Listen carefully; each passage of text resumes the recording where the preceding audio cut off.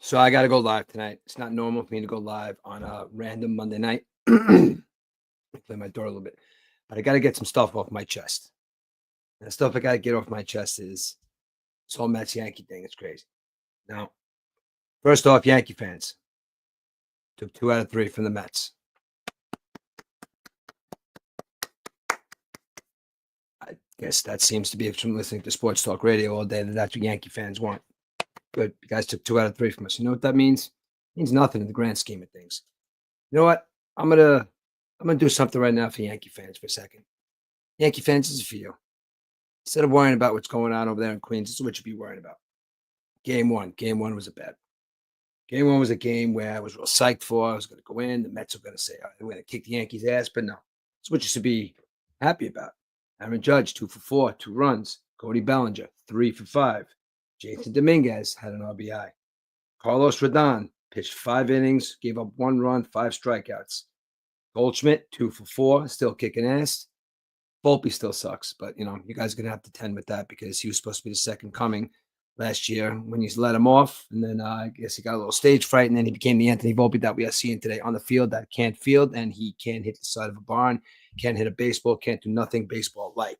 So you guys are gonna have to deal with that. You got Peraza out, so game one went to the Yankees. Yankees kicked their ass in front of 48,000 people. You know why? Because the Mets did absolutely nothing. It happens, guys. It's baseball. It happens to be that it was against the Yankees. It happens to be that it was a game that we needed to win, and we needed to win more so much that it was against the Yankees. So, cheers to you, Yankees. You won game one. Game two. Now, game two saw Cody Bellinger with another home run. Now, I'm starting to see a trend here. Cody Bellinger's getting comfortable. I don't know if you guys remember when I did a podcast in the beginning of the season when I said Cody Bellinger is probably going to be your biggest pickup because he's going to maybe ease up a little bit of that, pressure on Judge or, from playing the field. But right now, he's on a tear because what he did in game three, unbelievable. You're seeing rookie of the year stuff from Cody Bellinger. You're seeing a guy that's happy in New York. You're seeing a guy that's hitting in a lineup with the greatest player that ever lived. But game two went to the New York Mets. Goldschmidt took an offer. Jason Dominguez got 2 hits. And DJ LeMahieu, 2 for 4 with a home run. Now, DJ LeMahieu is somebody who was an MVP candidate a couple of years ago. And all of a sudden, the guy just literally forgot how to play baseball. I don't know how that happens, but it happened to DJ LeMahieu. He's, he got a home run the other night. He's starting to hit the ball. Let's see. But Yankees are just finding a way to get hits and finding ways to get runs. But when they needed a run, they needed a big hit, and they needed that home run. They needed the best player on the planet. They needed Aaron Judge. Aaron Judge is a guy who 100 years from now, they're going to be telling the story of back in the day, Aaron Judge told some little kid in the hospital that he was going to hit a home run for him. And you know what? He did it. Aaron Judge used to chop down trees with a baseball bat. Aaron Judge was a giant. Aaron Judge comes up to bat, 3-2, bottom of the ninth, 2 outs. And what does he do? He strikes out. Now, my perspective of all this, it's not a ha-ha Aaron Judge struck out. It's not a ha-ha moment. It's a good moment because the Mets won because of it. It's a moment that I probably thought might have been slipping away because I saw the best player in baseball up. I don't know. Is he the best player in baseball? Without a doubt. Is he going to be the MVP this year? Without a doubt, barring injury. He's doing stuff right now on a level that we have not seen in baseball probably ever. Still batting over 400. He's mashing home runs. He's making diving catches in the outfield. The guy's the MVP. But again, struck out, big spot, bottom of the ninth, 2 outs. Mets win game 2, 3-2. Now, we move on to game 3. Game 3 is the game where Cody Bellinger went, where did he go? 3 for 3 the other night with a home run. And that 3 for 3 was all they needed because Cody Bellinger had 6 RBIs. That's right. He had 6 RBIs. Now, progressively through this entire weekend against the Mets, he mashed them. Maybe you could say that he was a Dodger for a little while. Maybe he knows them. He was a Cub for a little while. He knows the bets. But bottom line is Cody Bellinger is playing great baseball right now. And hey, Yankee fans, he's getting comfortable. Clark Schmidt, 2 runs, 5 strikeouts, 5 walks. I don't know, Clark Schmidt. That's a guy that I said last year. Sounds like somebody that should be in witness protection, but he pitched game 2, and maybe he should have been stuck in witness protection because he definitely did not have a good game. So Game three was a shit show. Game three was one of those games, like I said to you before. Cody Bellinger hit home runs, 6 RBIs, game over. Yankees take 2 out of 3. Now, there's the Yankee report from a Mets fan. That's what the Yankee fans should be talking about today. Instead, I hear Juan Soto this, Juan Soto that, Juan Soto this. Do Juan Soto's feelings hurt? Does Juan Soto need to go see a therapist? Does Juan Soto sad?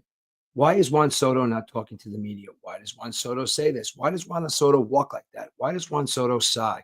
Why does Juan Soto stand when he pees? Why does Juan Soto not sit when he shits? Why does Juan Soto look like he always has something on his mind? When did everybody out there in baseball land or media land become a psychologist, a therapist, whatever you may be? Last night, I don't know about you guys out there. If you're all baseball fans like me, I hate the broadcast on ESPN. I think that it's boring for one. The guys that do it don't know a thing about baseball. And the whole thing when they mic people up and they ask them questions during the game with the balls in play or whatever. Nemo did it last night, but apparently they asked Juan Soto to do it. And right before the game started, Juan Soto said no. Juan Soto said no because he was sick and tired of hearing about the Aaron Judge questions. Because you know what, though? You get Juan Soto on that microphone with 2 guys up there in that booth that don't know a thing about baseball. Yeah, they're going to ask him the first thing. Hey, is it a little uncomfortable playing with Judge? What do you think about Judge? Juan Soto's there to play baseball. Maybe Juan Soto has this tough facade. Maybe Juan Soto has this confident facade, but maybe Juan Soto just doesn't want to hear all the shit. Juan Soto is a great player. He's making the most money, $700 million. It's a lot of money. That doesn't necessarily mean that he has to be this big personality that talks to everybody, this big personality that has an opinion on everything. His job right now is to get up to bat and hit the baseball, and he's not doing that right now. He's doing it, but he's not doing it on Juan Soto level. I was expecting Juan Soto to come in and be hitting 15 home runs by now and batting 340. Not happening. You know who is kicking ass? Francisco Lindor, Pete Alonso, and the rest of the New York Mets. I'm all right with losing 2 out of 3 from the New York Yankees. You know why? Because as a lot of Yankee fans out there think Met fans do, I don't give a shit what happens to the Yankees for the rest of the year. Yankees, you could win every single game for the rest of the year, and it doesn't matter. Congratulations. Cheers to you guys. But you know what, though? I do care about what's going on in my division, in my league. 3 games against the Red Sox, all that's going to do is help the Yankees. So these games don't matter. And I've gone on my tirades before. I've gone on my tirades where I don't give a shit about the American League until the World Series. That's the way it should be. So 2 out of 3, I'm going to say it again. Bravo. And I'm telling you right now, as God is my witness on this podcast, on this show, when the Mets sweep the Yankees in Citi Field next time, there is going to be no bravado from this Met fan. I can tell you that right now because you know why? It's baseball. What matters is October and November. And Yankee fans, look, you've been around for 100 years. Mets have been around since 1962. We're excited when the Mets play well. I got 2 World Series. I've seen one. You beat us in 2000. That's all I got as a Mets fan. As you can see, I'm fully aware that I'm wearing an Islanders shirt too. And you know, I'm a Jets fan. So when my team does well, so when my team wins, goes to the playoffs, wins the World Series, it's a big deal. It's a big deal. So are we passionate about our team? Yes. Are we going to fight tooth and nail when somebody puts our team down? Yes. But it's not just going to be just because it's the New York Yankees.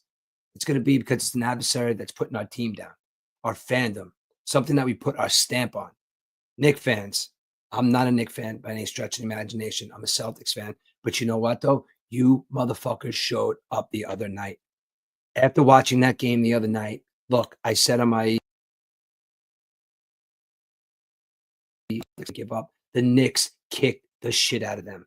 Now, bring that noise, bring that drama, bring that strength, bring that focus, and beat the Indiana Pacers and go and try and win a championship. Because be that as it may, everybody says that Madison Square Garden is the Garden of Eden, the place to play. I don't remember there being an NBA championship there in a really, really long time. And this is your chance. Jalen Brunson, put that team on your back. That pussycat, what's his name? Karl Anthony Towns. Don't like him one bit. But you know what? He might get a championship out of this. If the Knicks continue to play tough basketball and be tough New Yorkers, like New York baseball, New York football, New York baseball, and how we're supposed to be tough New Yorkers, play that game, Knicks, and you're going to be fine. Because as a Celtics fan, I know it's really contradictory for me to say this, but I'll be pulling for you in the back of my head. But Ant Edwards got something to say about that. I don't know if you saw his interview. But anyway, enough on the basketball and back to the Mets and Yankees. Like I said, congratulations to the Yankees. They took 2 out of 3 from the Mets. Now the Mets are on to Boston, and even bigger, they are welcoming in the Dodgers. Now the Dodgers are going to come in for a 3-game over the weekend, and we'll see how that lays out. Now, Juan Soto nonsense. Stop. He's our problem.